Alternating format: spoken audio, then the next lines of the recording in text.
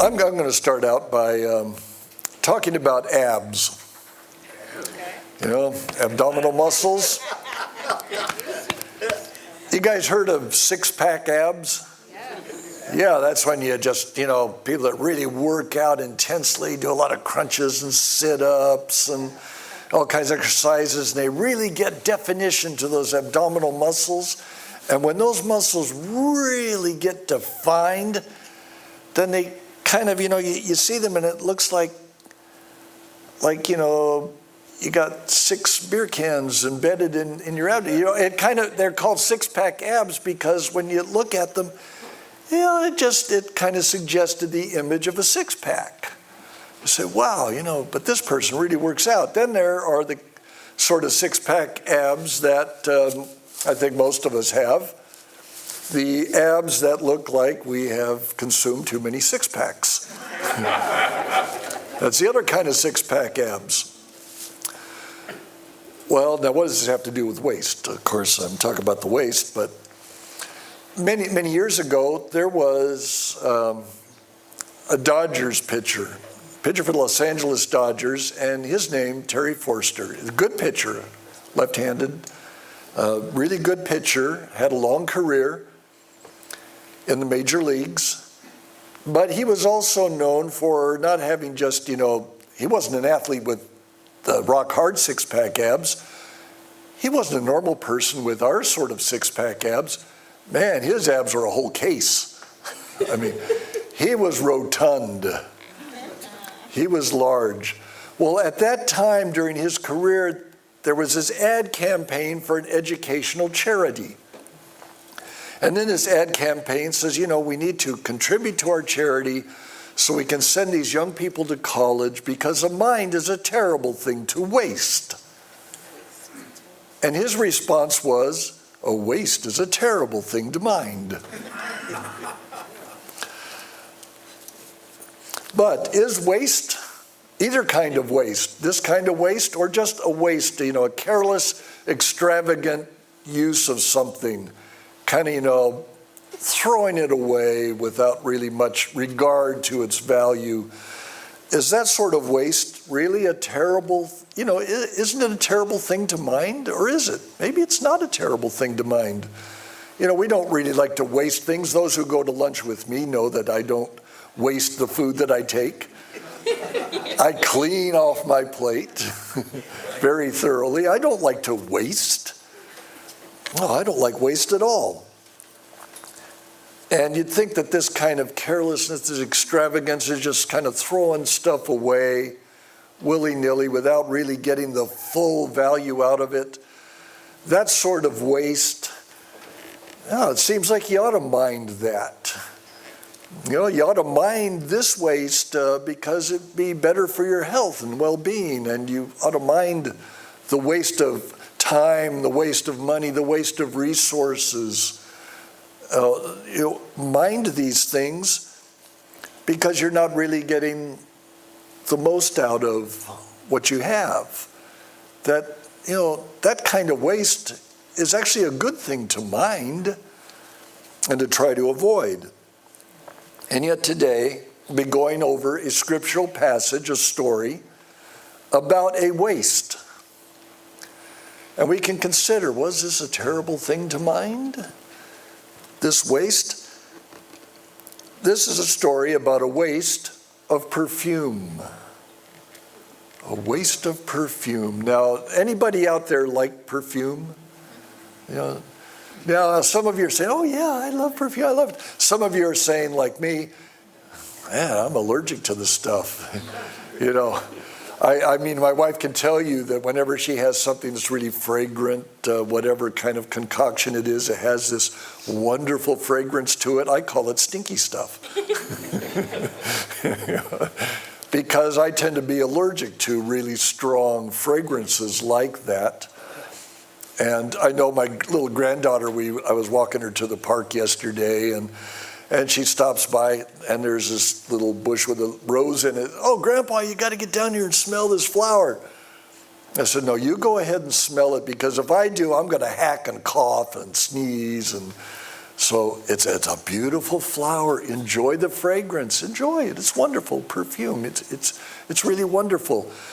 But, you know, it's wonderful in just small doses, maybe. You can actually have too much. And yet, there are a lot of pleasant fragrances out there. That's why the ladies like to, get a little bit of perfume sometimes. The men might put a little cologne sometimes. That's why you have things like, Old Spice that, it has a pleasant fragrance. It's nice to smell good. And it's something that can be enjoyable. Matter of fact, it's not just, though, for the sake of, we like a pleasant fragrance around, let's use perfume, but it does have the other purposes. It does hide other odors, like Old Spice does. Old Spice, it's also there to hide other odors. If we look at the time of Jesus, they would have burial ceremonies where it included perfume being poured over the body, but that was to conceal the odor of decay.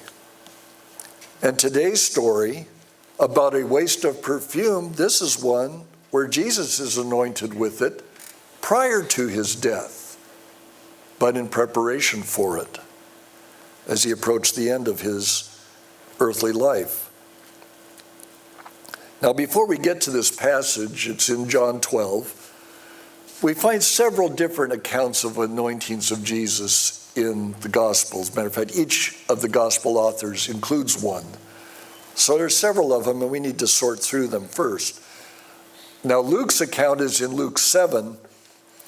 This is one that occurs at the house of Simon the Pharisee. And this is when a woman, one who's known to be a sinner, approached Jesus, broke open a bottle of perfume, began crying. She anointed Jesus' feet, wiped them with her tears and with her hair. And this occurred, though, while John the Baptist was still alive, as we read it in Luke. So this was apparently one that happened early in his ministry, this particular incident.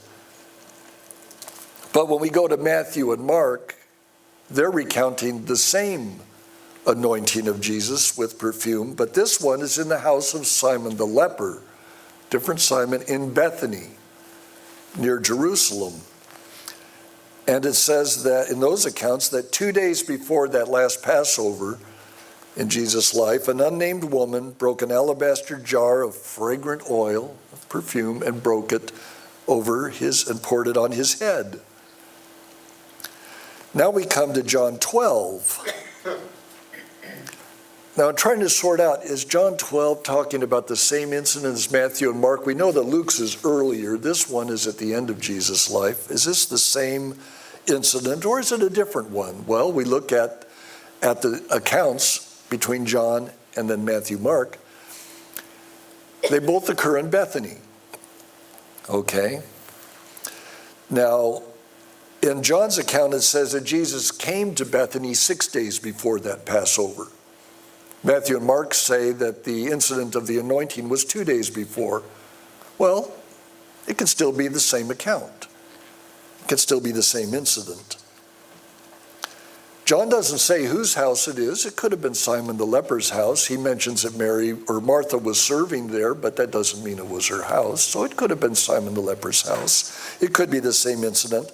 The one difference between the two, Matthew and Mark say that this woman poured the perfume on Jesus' head. But John has her anointing his feet. So is it the same incident or a different one? Well, different witnesses sometimes can pick up on different elements. Matter of fact, let's bring up that bird.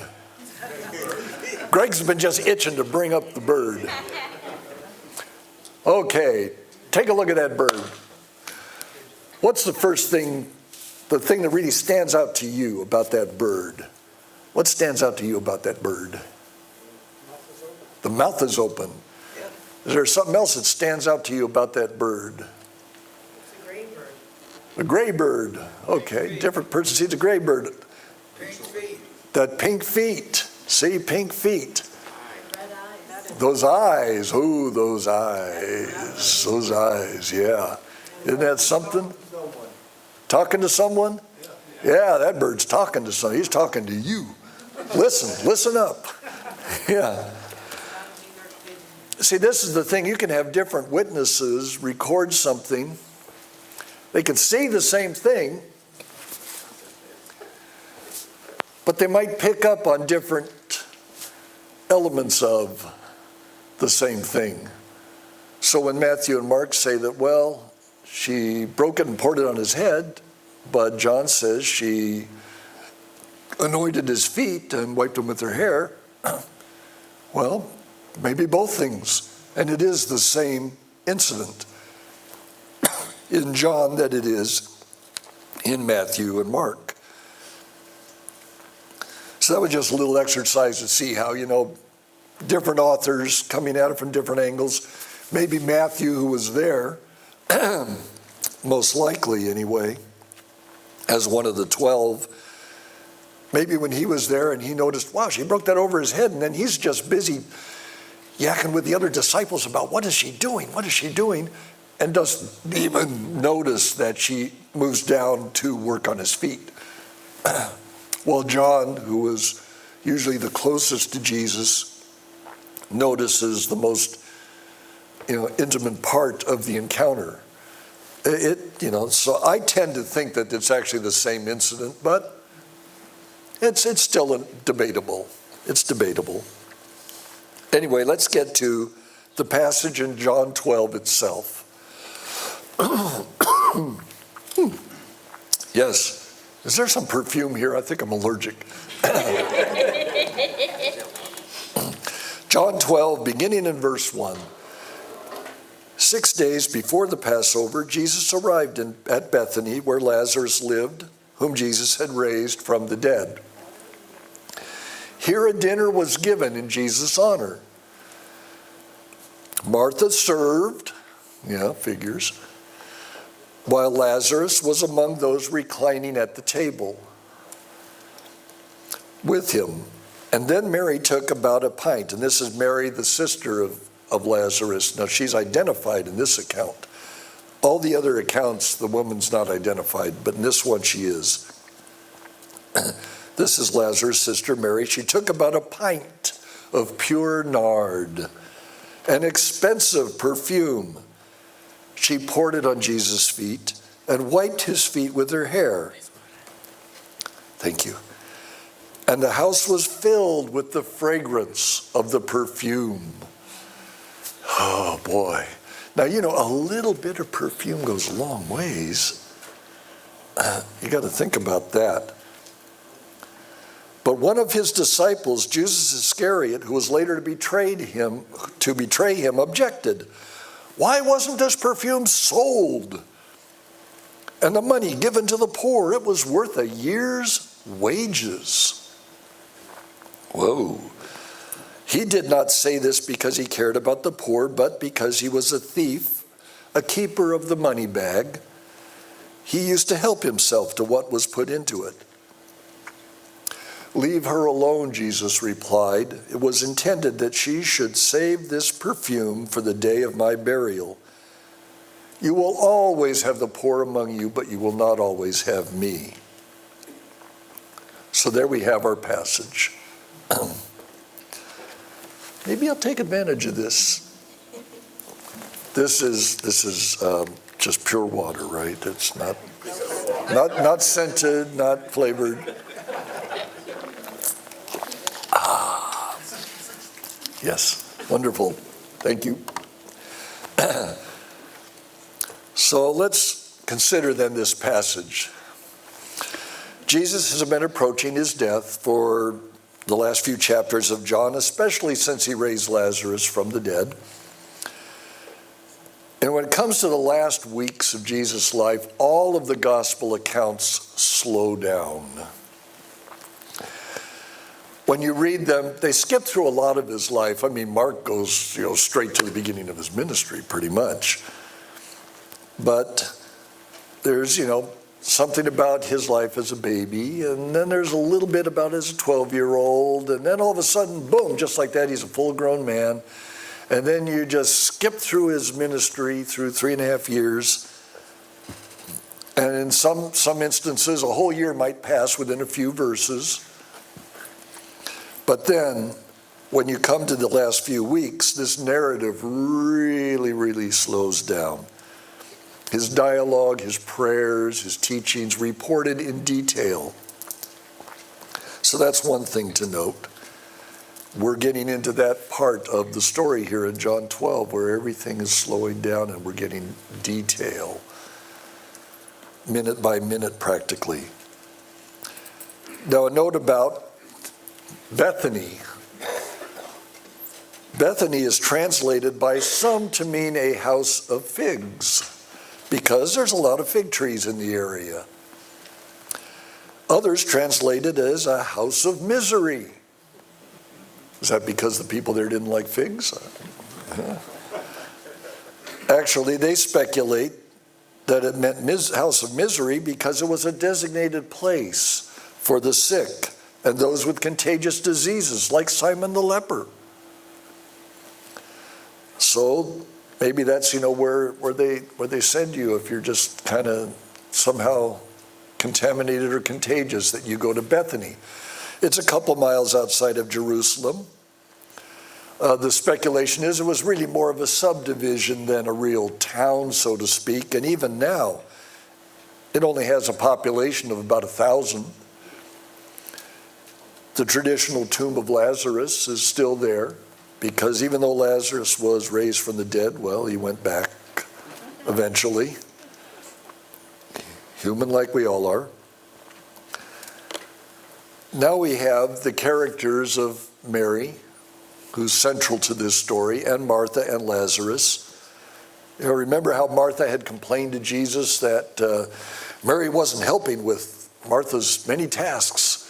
And even in this account, they said they're at the house of Simon the leper, and Martha's serving. So we have a real good picture of the kind of person that Martha was.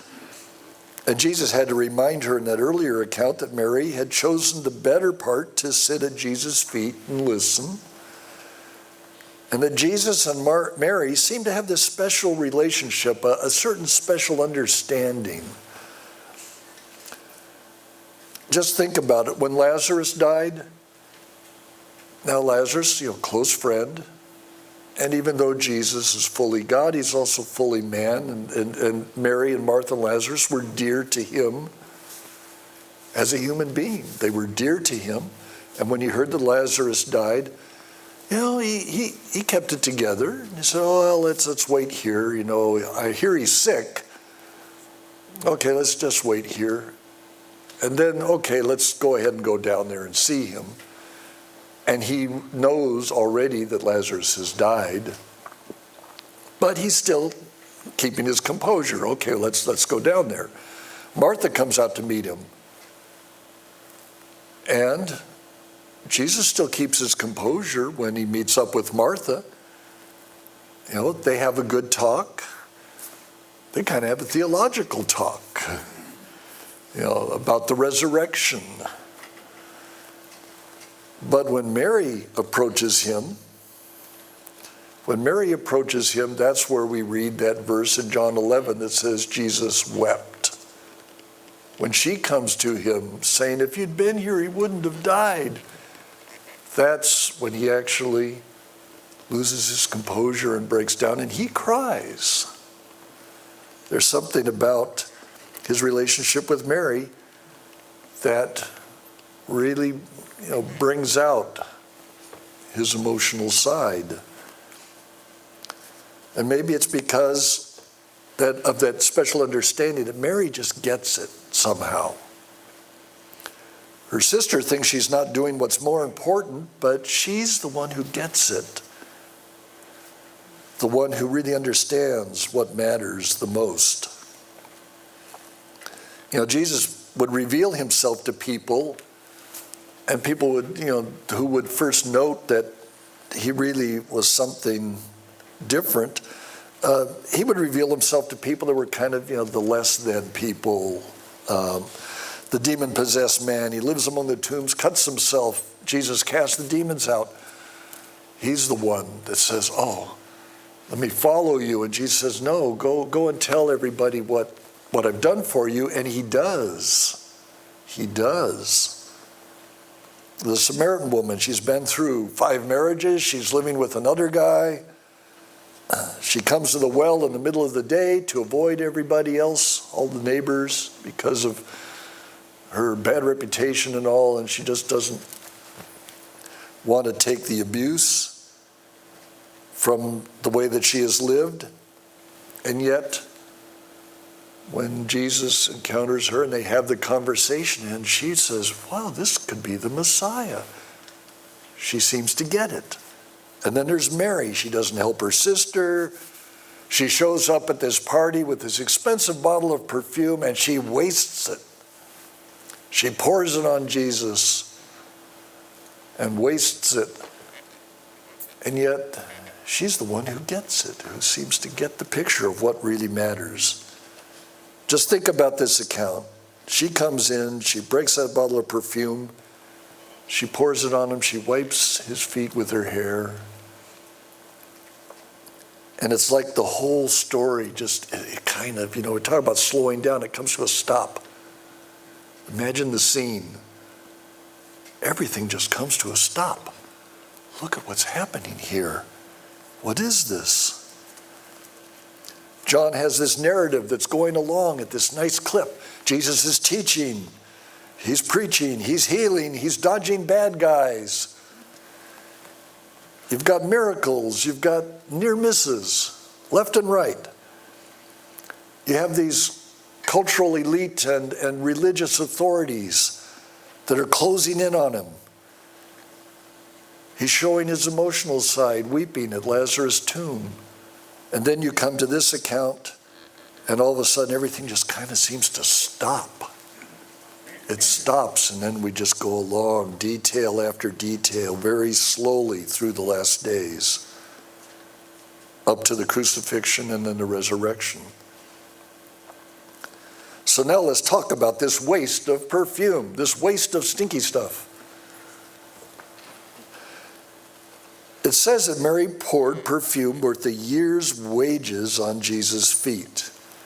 I did some looking up, and one of the most expensive perfumes in the world, it's Chanel Grand District. It's about $4,200 an ounce. Now, you're limited if you go on an airliner. You can only take 2.5 ounces or something of any kind of liquid on a plane. If you took that much of this Chanel Grand District, that'd be $14,000 worth that you could take on the plane with you. And yet here, in this translation, it says that she had a pint of it. Now, perfume goes a long way, right? You get just a little bit in this little bitty bottle, an atomizer or whatever, and you just spray a little bit here, spray a little bit there, a little dab. How long could a pint last if it's used properly? That is a huge supply, and this is expensive stuff. I took a look and calculated that a pint of Chanel Grand District would be worth about $67,000. Hey, guess what? That's about a year's wages. You talk about a year's wages. Hey, it still translates, even after 2,000 years. That much expensive perfume, top grade, is worth a year's wages. Now just imagine, we're at this house, and this happens, and she pours all this perfume, and if a little goes a long way, wow, that fragrance, whoo!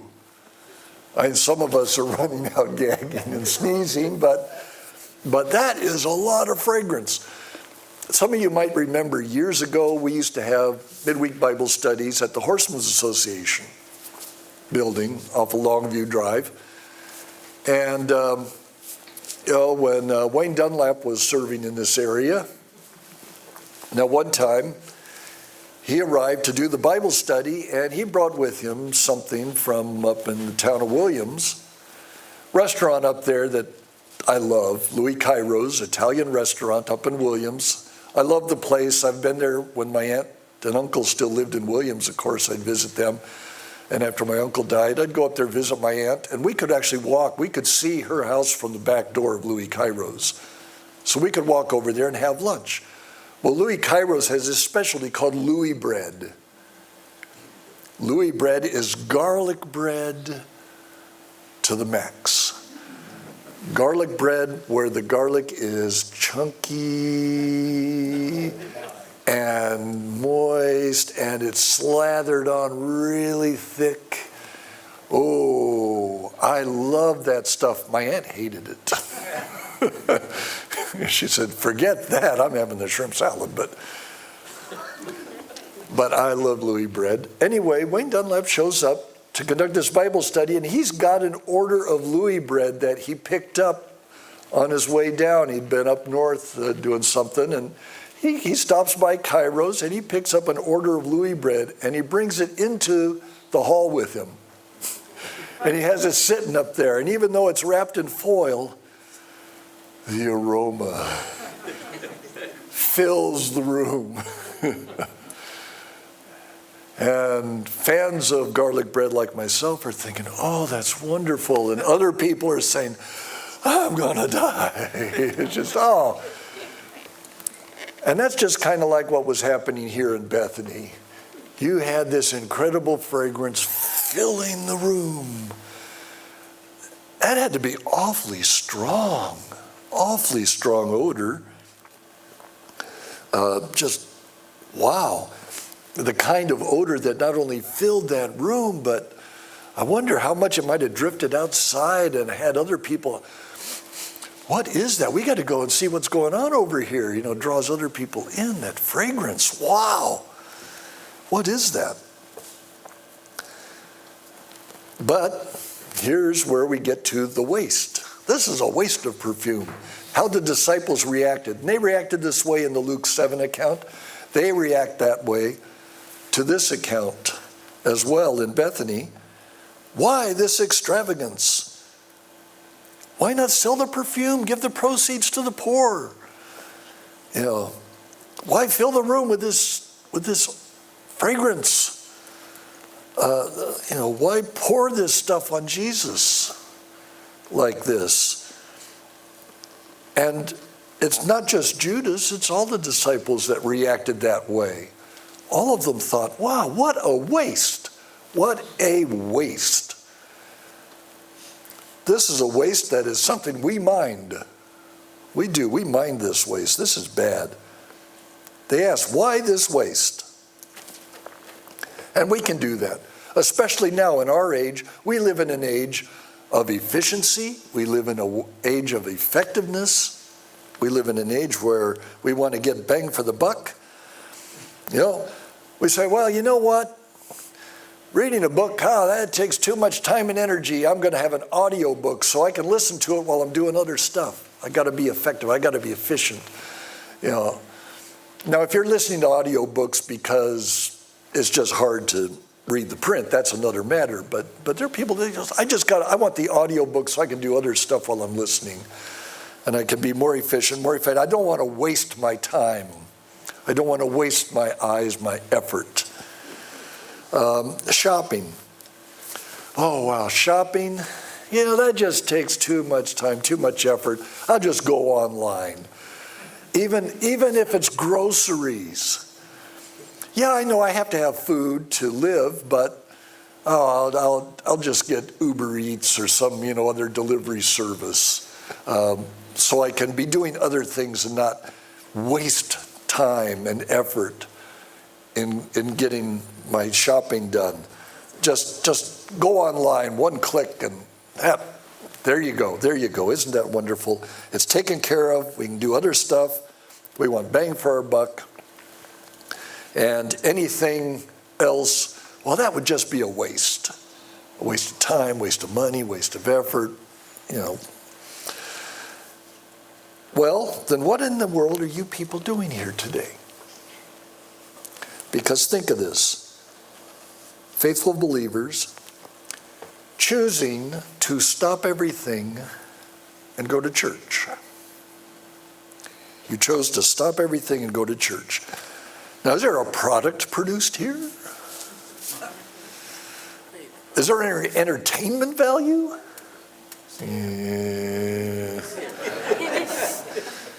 Minimal.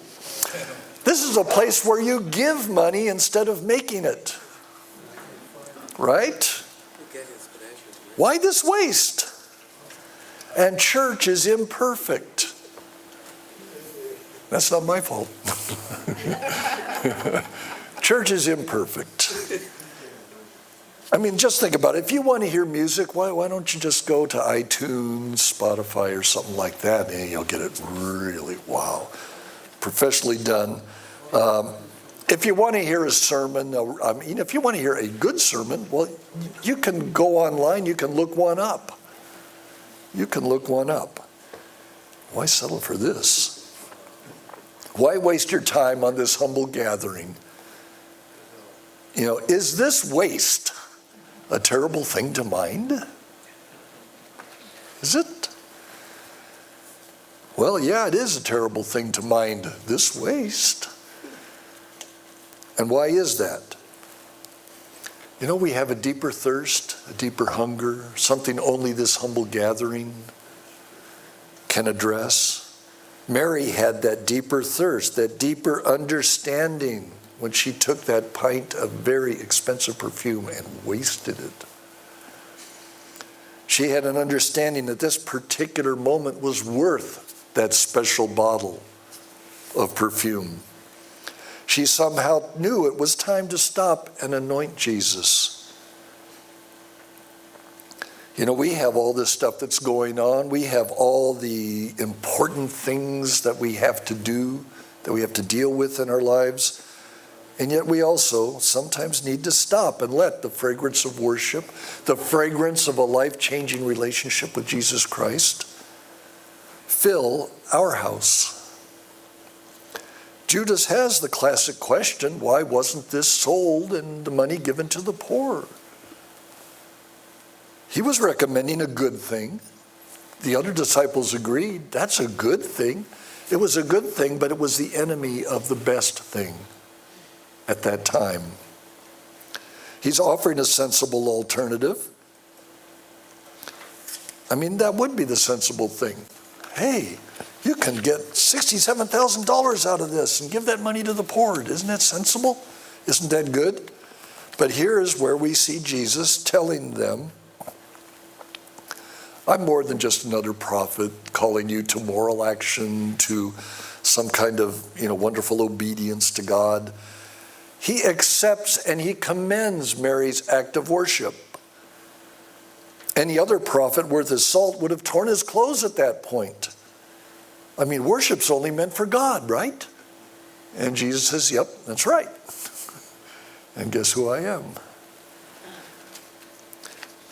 We need then to consider the real reason behind Judas' reaction, though. Not necessarily that the other disciples had the same ulterior motive, but in Judas' case, he didn't care about the poor.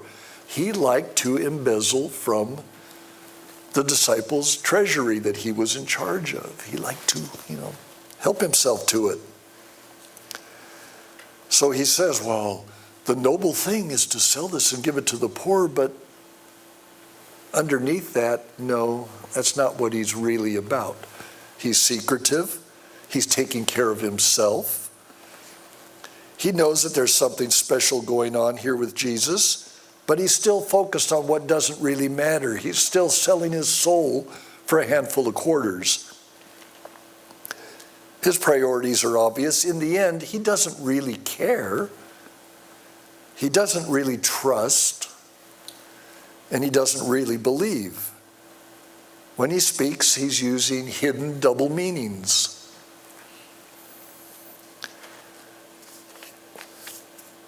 He wasn't yet letting his yes be yes and his no be no. and just, say what he meant. No, he actually, oh yeah, we should give it to the poor, but what he really meant was, wow, I can skim some of this.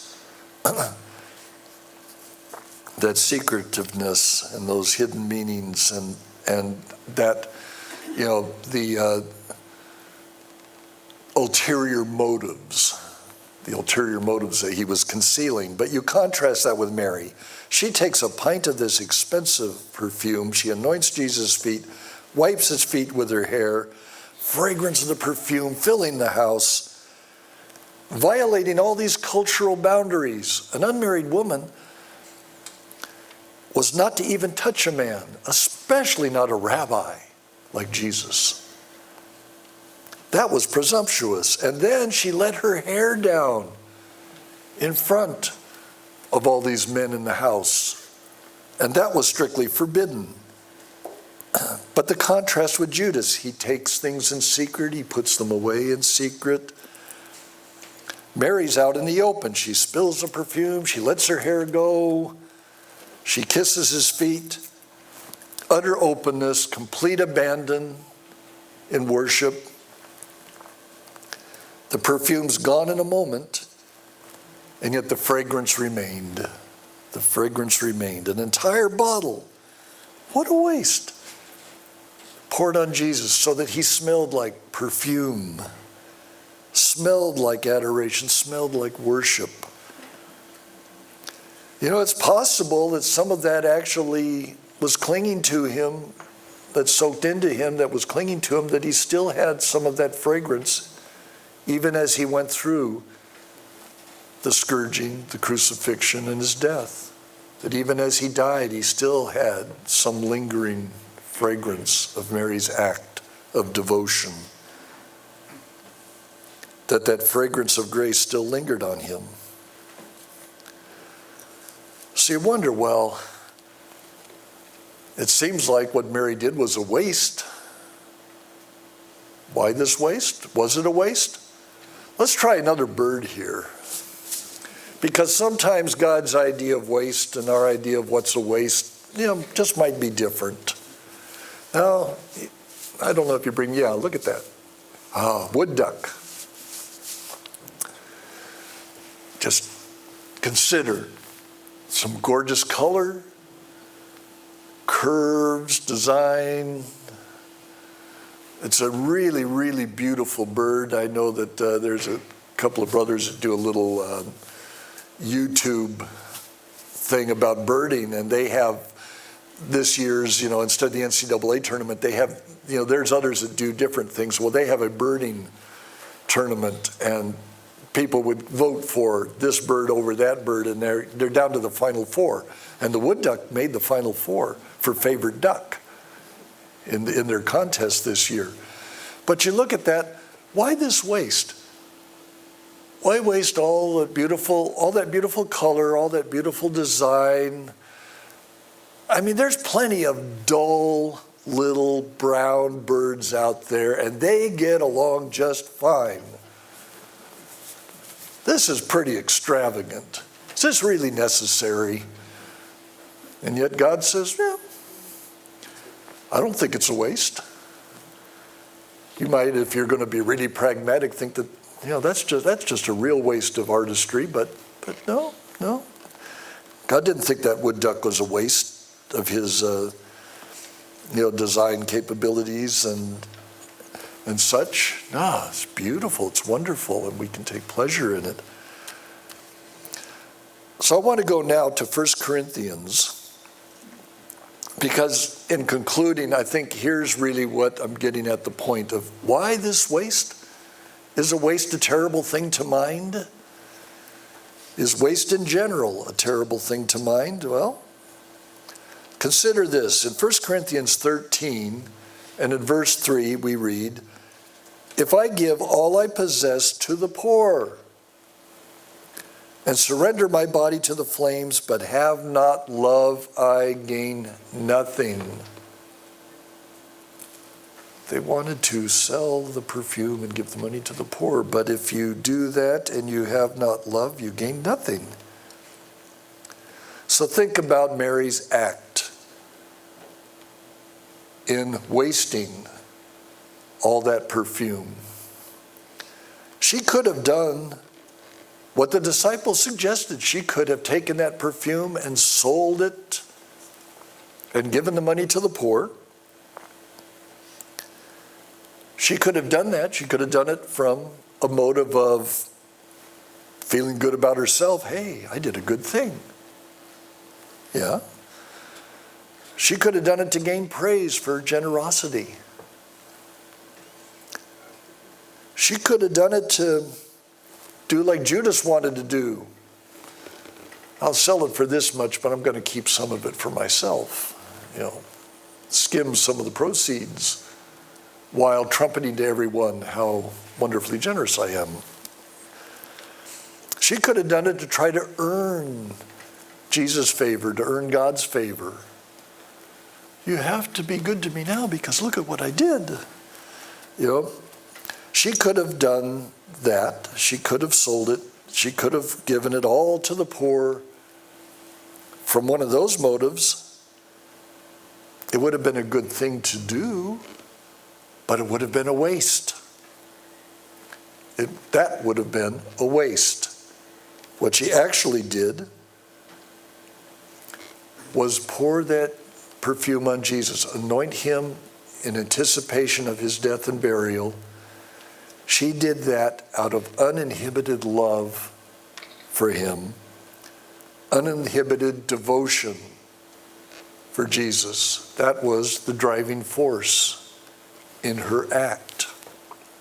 With that as her driving force, what she did wasn't a waste at all, and Jesus commended her for it. So is a waste a terrible thing to mind? Is that kind of waste a terrible thing to mind? Well, more often than not. No, we don't want to be wasteful, but we need to consider what is the reason, why this waste? And when we consider that, then all the acts that flow out of love for God are no waste at all. Otherwise, they are. Let's go ahead and close in prayer. Thank you, Father, for pouring out your extravagant love on us, the fragrance of your grace, your mercy, your kindness, without measure, beyond measure, your mercy. And we just pray that you will guide us and direct us to cling to you, to be absolutely uninhibited in our love for you, in doing everything that we do to your glory and honor, so that all that we can do will be valuable and not wasteful, not useless. Father, just make us your hands and feet, guide and direct us now. We pray your blessing upon this congregation, upon all your people everywhere. Look after us and direct us now as we go forth in your glory and in the fragrance of your glorious Son, our Savior, Jesus Christ, in whose name we pray. Amen. Let's go ahead and do our benediction. How does that start? See, once I get going, it works fine. May the love of the Father, the tenderness of the Son, and the presence of the Spirit gladden your heart and bring peace to your soul this day and all days. Amen.